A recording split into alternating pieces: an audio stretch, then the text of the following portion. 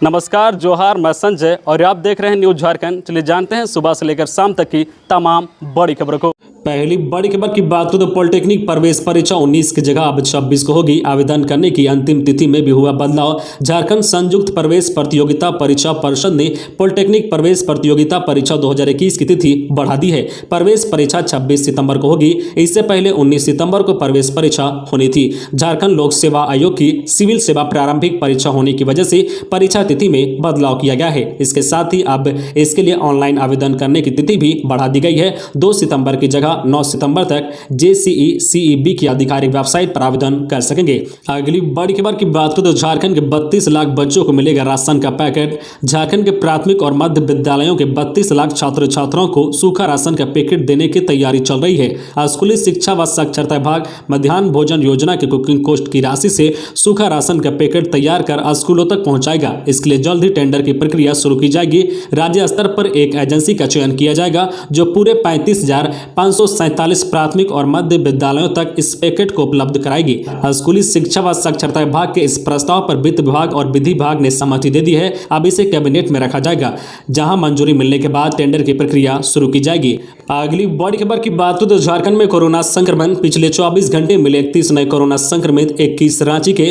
राज्य में पिछले 24 घंटे में कोरोना के 31 नए मामले सामने आए हैं। इसमें सर्वाधिक 21 मामले रांची के हैं। इसके अलावा धनबाद, गोड्डा व कुट्टी में 2-2 और देवघर, दुमका, पूर्व सिंहभूम और पश्चिमी सिंहभूम में 1-1 संक्रमित मिले हैं। वहीं राज्य भर में 32 संक्रमित स्वस्थ हुए हैं। शेष 16 जिले में एक भी नया केस सामने नहीं आए हैं। राज्य भर में फिलहाल कोरोना के कुल एक्टिव केस की संख्या 139 अब बच गई है। राज्य में अब तक 5,132 संक्रमितों की मौत हो चुकी है। अगली बड़ी खबर की बात करें तो झारखंड पुलिस की ट्रेनिंग 6 से। कोरोना संक्रमण के बाद झारखंड पुलिस की तमाम ट्रेनिंग रद्द कर दी गई थी। अब राज्य पुलिस मुख्यालय की आईजी प्रशिक्षण प्रिया दुबे ने ट्रेनिंग शुरू करने का आदेश जारी किया है। पुलिस मुख्यालय के नए आदेश के मुताबिक 6 सितंबर से झारखंड पुलिस अकादमिक हजारीबाग में पुलिसकर्मियों की ट्रेनिंग शुरू होगी। इसमें पूरी तरह से टीका ले चुके पुलिसकर्मी ही शामिल हो पाएंगे। प्रशिक्षण के दौरान हर 15 दिन में नजदीकी स्वास्थ्य केंद्र के किसी सरकारी चिकित्सक से RT-PCR जांच अनिवार्य होगी। दरोगा के पहले और दूसरे सेमेस्टर की ट्रेनिंग शुरू करने का आदेश दिया है। अगली बड़ी खबर की बात करें तो 2026 तक 5,000 मेगावाट सौर ऊर्जा का होगा उत्पादन। इतने गांव को सोलर विलेज बनाने की तैयारी में है झारखंड सरकार। झारखंड वर्ष 2026 तक 5,000 मेगावाट सौर ऊर्जा का उत्पादन करेगा। इसी लक्ष्य के साथ झारखंड सरकार काम कर रही है। मुख्यमंत्री हेमंत सोरेन के निर्देश पर जरेडा द्वारा सौर ऊर्जा नीति 2021 का प्रस्ताव तैयार किया गया है, जिसे मुख्यमंत्री की मंजूरी के लिए भेजा गया है। प्रस्ताव में सरकार ने 2026 तक राज्य के विभिन्न हिस्सों में 5,000 मेगावाट सोलर पावर प्लांट लगाने का उद्देश्य रखा है। इसी के तहत नीति तैयार की गई है। साथ ही सोलर विलेज, सोलर सिटी और सोलर डिस्ट्रिक्ट बनाने की बात कही गई है। सरकार ने तय किया है कि बिजली वितरण करने वाली कंपनी को वर्ष 2023-24 तक कुल बिजली आपूर्ति की 12.5% बिजली सौर ऊर्जा से लेनी होगी।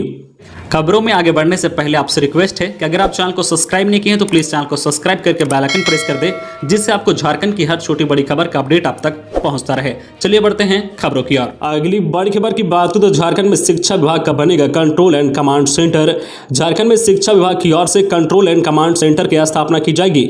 इसमें जो सुदूर स्कूल से संबंधित आंकड़े से लेकर शिक्षा विभाग के मुख्यालय तक के आंकड़े ऑनलाइन स्क्रीन पर डिस्प्ले होंगे। कंट्रोल एंड कमांड सेंटर पर एक क्लिक से राज्य के किसी भी स्कूल से संबंधित जानकारी स्क्रीन पर देखी जा सकेगी। यह जो विजुअलाइज हो सकेगा। स्कूली शिक्षा व साक्षरता विभाग इसकी तैयारी कर रहा है। कंट्रोल एंड कमांड सेंटर की व्यवस्था वर्तमान में गुजरात और उड़ीसा में है। इसे जो यूपी में भी लॉन्च करने की तैयारी चल रही है। झारखंड में राज्य स्थापना दिवस पर 15 नवंबर को इसे लॉन्च करने की तैयारी है। अगली बड़ी खबर की बात करें तो गंगा, दामोदर और धनबाद पटना इंटरसिटी में सितंबर की बुकिंग शुरू। इन ट्रेनों में दुर्गा पूजा, छठ के लिए जल्द मिलेंगे टिकट। धनबाद से पटना जाने वाली गंगा दामोदर एक्सप्रेस, धनबाद पटना इंटरसिटी समेत 56 ट्रेनों को अगले आदेश तक चलाने की घोषणा के साथ ही रेलवे ने इसमें से ज्यादातर ट्रेनों में टिकटों की बुकिंग शुरू कर दी है। 31 अगस्त तक चलने वाली इन ट्रेनों में 1 सितंबर और उसके बाद से आरक्षण शुरू हो गया है। दुर्गा पूजा, दीपावली और छठ के दौरान जिन्हें बिहार या दूसरे राज्य में जाना है वो आसानी से सीटों की बुकिंग करा सकते हैं। इसके साथ ही बोकारो और गोमुकर चलने वाली अन्य ट्रेनों में भी जल्दी ही अक्टूबर और उसके बाद से बुकिंग शुरू हो जाएगी। अगली बड़ी खबर की बात को तो डरा रहे हैं कोरोना के आंकड़े। फिर आए 44,658 नए मामले, 496 लोगों की हुई मौत। केरल महाराष्ट्र में हालत बेकाबू।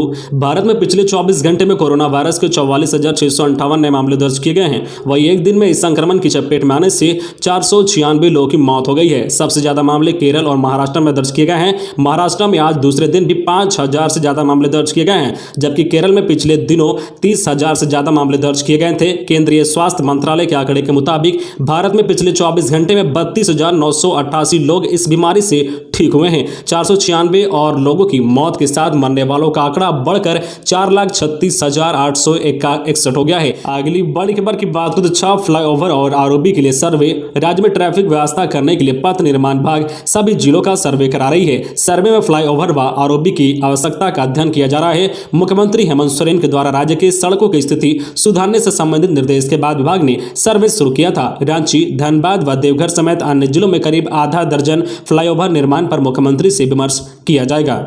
अगली बड़ी खबर की बात करें तो लोहरदगा के कुड्डू में हाथियों का उत्पात जारी, ग्रामीणों में दहशत। कुड्डू व चंदवा थाना की सीमा पर चंदवा थाना क्षेत्र के बरवाटोली गांव में हाथियों का उत्पात लगातार दूसरे दिन भी जारी रहा। हाथियों के उत्पात से ग्रामीणों में दहशत है। हाथियों ने बीती रात एक घर को ध्वस्त कर दिया है, साथ ही 1 दर्जन किसानों की खेतों में लगी फसलों को भी रौंदते हुए बर्बाद कर दिया है। ग्रामीणों की सूचना के बावजूद वन विभाग चंदवा की टीम हाथियों को भगाने के लिए कोई कदम नहीं उठा रही है। हाथियों के उत्पात से किसान व ग्रामीण रात जगा कर रहे हैं। लगातार 2 दिन से हाथियों के उत्पात जारी है, लेकिन वन विभाग बरवाटोली नहीं पहुंच रहा है। इससे ग्रामीणों में भारी आक्रोश है।